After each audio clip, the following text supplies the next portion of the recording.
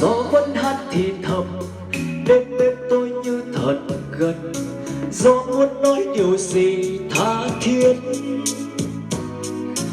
Gió vẫn nhắc một người đã ra đi không trở lại, nỡ mất chuyện tình không thể quên.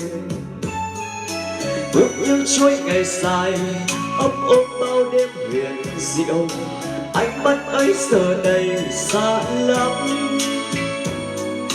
Thoáng phút chốc giật mình, thương như em đang thật gần. Gió đánh thức vì tôi phủ về. Thắp ánh sáng bước qua đêm thâu, chờ mong ngày mai khát vọng. Và gió vẫn thế, gió mang tôi đi tìm em.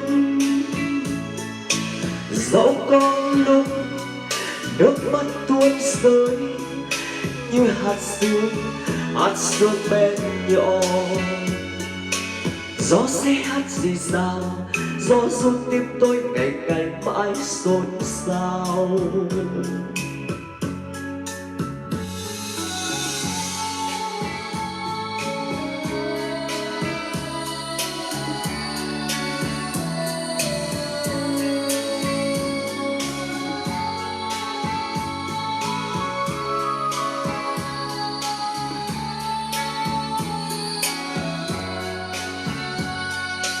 Gió vẫn hát thì thầm, đêm bên tôi như thật gần. Gió muốn nói điều gì tha thiết. Gió vẫn nhắc một người đã ra đi không trở lại, nỡ mất chuyện tình không thể quên. Bước như chuối ngày dài ấp ôm bao đêm huyền diệu, ánh mắt ấy giờ này xa lắm.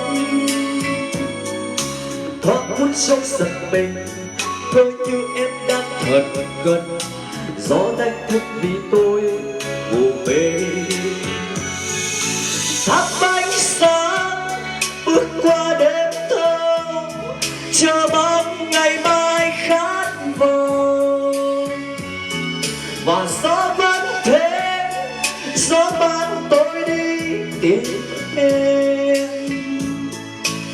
Dẫu có lúc nước mắt tuôn rơi như hạt sương bé nhỏ. Gió sẽ hát gì sao, gió run tim tôi ngày ngày mãi xôn xao. Gió sẽ hát gì sao, gió run tim tôi ngày ngày mãi xôn xao. Gió sẽ hát gì sao, gió run tim tôi ngày ngày mãi xôn xao. Gió sẽ hát gì sao, gió run tim tôi ngày ngày mãi xôn xao.